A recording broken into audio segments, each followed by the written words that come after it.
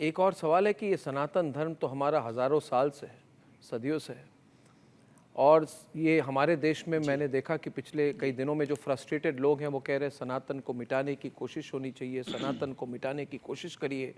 हर बार जिसने कोशिश की उन्होंने मुंह की खाई, और अभी भी दिख रहा है, जैसे आपने देखा राजनीतिक नतीजे एक होते हैं और सामाजिक तौर से जिस तरह से हवा बदली है। तो अभी आप ये लीड कर रहे हैं, सनातन बोर्ड के मांग को लीड कर रहे हैं, तो क्या ये सनातन बोर्ड बन सकता है कि सिर्फ ये वक्फ बोर्ड को काउंटर करने के लिए इसकी बात चल रही है? क्या वास्तविक तौर से भारत में सनातन बोर्ड बन सकता है, या फिर सिर्फ वक्फ बोर्ड को काउंटर करने का एक तरीका है ये? श्री गणेश जो हुआ, फर्स्ट शुरुआत हुई वो वक्फ बोर्ड के काउंटर के लिए, क्योंकि उन्होंने जब साउंड रख करके अपने मुसलमान भाइयों को जगाया, वोट करो, वक्फ बोर्ड को बचा लो, मस्जिदों की रक्षा कर लो, युवाओं जग जाओ, तब हमें लगा कि ये ठीक नहीं है, बहुत गलत है, दंगे की बात नहीं करना चाहिए, कानून का तो कम से कम सम्मान करना चाहिए, सुप्रीम कोर्ट का सम्मान करना चाहिए, एक देश में एक कोर्ट होनी चाहिए, एक संविधान है, एक कोर्ट होनी चाहिए। तो श्री गणेश जो हुआ था वो काउंटर के लिए, पर प्रैक्टिकल बात अगर आप पूछें, पर वर्तमान में अगर वक्फ बोर्ड के अधिकार अगर नहीं हटते हैं तो फिर निश्चित रूप से सनातन बोर्ड बनेगा, और इसके लिए भारत के साधु संतों ने कमर कस ली है, हिंदुओं ने कमर कस ली। हम लीड नहीं कर रहे, हम आपको हम बहुत विनम्रतापूर्वक निवेदन करें, हम सिर्फ एक सनातन के सिपाही हैं। आप लोग हमारी बात को सुन लेते हो, ये हमारे लिए गौरव की बात है। तो सब लोग हम तक बात पहुंचा देते हैं, हम बोल देते हैं, यूं कहें साउंड सिस्टम है हम नहीं, हिंदुओं के जी, किसी पार्टी के नहीं जी। तो ये जो यात्रा है आपकी, जो सनातन एकता यात्रा है, ये कब तक चलेगी? इसका प्लान क्या है? कहाँ कहाँ जाएगी ये सनातन एकता यात्रा, हिंदू यूनिटी की यात्रा, और इसमें कितने लोग इसमें भाग लेंगे? एक तरह से किस तरह के मूवमेंट के प्लान हैं आपके, और फाइनल गोल क्या है आपका? फाइनल गोल हमारा भेदभाव, जात पात, छुआछूत मुक्त भारत और हिंदू एक। हमें डरपोक हिंदू नहीं चाहिए, हमें कायर हिंदू नहीं चाहिए, हमें वो हिंदू प्रिय नहीं है कि तुम्हारी बहन बेटियों की आबरू बांग्लादेश के हिंदुओं की लुट रही हो, तुम चुप बैठे रहो। हमें वो हिंदू नहीं चाहिए कि जो रामचरितमानस को जला रहे हो तुम चुप बैठे रहो। हमें वो हिंदू नहीं चाहिए कि श्रद्धा के 35 टुकड़े हों, तुम चुप बैठे रहो। हमें वो हिंदू नहीं चाहिए कि नूह, मेवात, मणिपुर, बहराइच, बरेली की घटनाएं हो जाएं और तुम चुप बैठे रहो। हमें वो हिंदू नहीं चाहिए कि कन्हैया लाल दर्जी को छुरा घोंप कर मार दिया जाए और तुम चुप बैठे रहो। हमें कट्टर हिंदू चाहिए कि अपनी बात रखने की दम हो, सड़कों पर उतरने की दम हो। जिस प्रकार इस्लाम धर्म में कम से कम वो शुक्रवार को इकट्ठे होते, हिंदू यहाँ 80% है, शनिवार या मंगलवार को इकट्ठे होकर के भगवान की प्रार्थना तो करो, एकता का परिचय तो लहराओ। तो तब तक हमारे जन्म, अब हम ये नहीं कह सकते कि हमारे प्राण कितने दिन के हैं, हम तो जी रहे हैं, कर रहे हैं, अपने लिए कुछ नहीं कर रहे हैं। ना हमें नेता बनना, ना हमें पार्टी खड़ी करनी, ना हमें किसी पार्टी को सपोर्ट करना। हाँ, हिंदुत्व के लिए जो कार्य करे उसके साथ हमें खड़े होना, हिंदुओं के लिए जो कार्य करे उसकी बात हमें करनी है।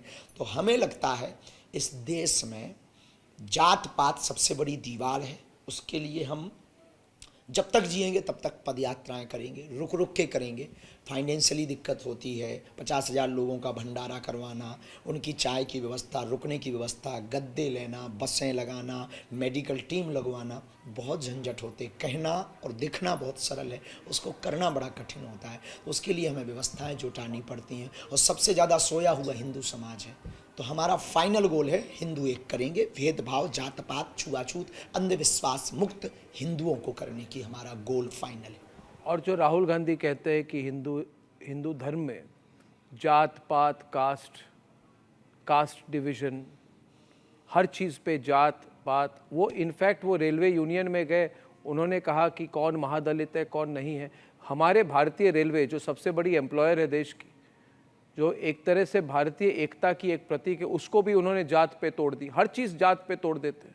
तो मैं चाहता हूँ आज क्लियरली आप कहिए कि राहुल गांधी को आपका क्या मैसेज है, क्योंकि उनकी पॉलिटिक्स जो है ना, ये 1985-90 से लेके अभी तक सिर्फ और सिर्फ पिछले 30 सालों से सिर्फ जात की राजनीति है। आप जो बात कर रहे हैं उनका सफाया हो जाएगा, पूरी कास्ट पॉलिटिक्स बदल जाएगी। समाजवादी पार्टी का क्या होगा, लालू प्रसाद यादव की पॉलिटिक्स का क्या होगा? राहुल गांधी तो कास्ट सेंसस को छोड़ के किसी चीज की बात नहीं करते, तो उसका क्या होगा?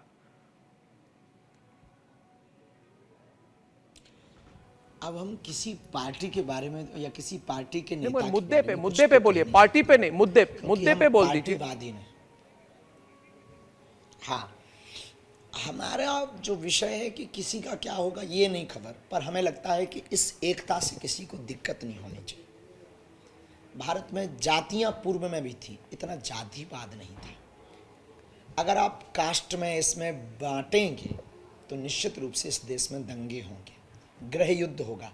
आज नहीं तो 10 से 20 साल बाद ये देश गृह युद्ध, अंगड़े पिछड़े के नाम पर लड़ेगा, ऊंच नीच के नाम पर लड़ेगा, छुआछूत के नाम पर लड़ेगा, अधिकार के नाम पर लड़ेगा। हम नहीं चाहते इस देश में जनहानि। अब अगर हमारे कार्य से किसी को दिक्कत है तो वो उनकी पर्सनल प्रॉब्लम है, हम किसी के भी खिलाफ नहीं हैं। लेकिन हाँ, हम इतना चाहते हैं हिंदू एक हों। जातियों में अगर आप विभाजित हो जाओगे, अपनी ऊर्जा खत्म कर दोगे। आप कर भी क्या लो, राष्ट्र के लिए सोचो ना, देश के लिए सोचो ना, राष्ट्रवादी तो बनो आप कम से कम। देश का भला जातियों से नहीं होना, एकता से होना है, अनेकता से नहीं होना है। बागेश्वर जी, आखिर में आज देश में बटेंगे तो कटेंगे, एक है तो नेक है, ये नारे गूंज रहे हैं, इस पर आपका क्या टेक है? उचित है। देखिए, किसी पार्टी का अगर बयान है तो हम पार्टी के लिए जवाब नहीं देंगे, पर अगर जातियों में हम बटेंगे तो हम लोग अगर निश्चित रूप से कटेंगे। भारत के लोग नहीं काटेंगे तो चीन वाले काटेंगे, बगल में पाकिस्तान है वो काटेगा, बांग्लादेश है वहाँ काटेंगे। विदेशी ताकतों की सामने भारत की ताकत अभी उतनी नहीं है कि आप चीन से युद्ध लड़ पाओ। तो अगर आप बटोगे तो निश्चित रूप से कटोगे। एकता में ही इस देश का भला होगा, इसलिए हिंदुओं को एक होना पड़ेगा हर हाल में। जी, बाबा बागेश्वर जी, बहुत बहुत धन्यवाद। बहुत अच्छा लगा आपसे बात करके। और जो नेशनल यूनिटी की बात है, ये इससे सब सहमत होंगे। बहुत बहुत धन्यवाद।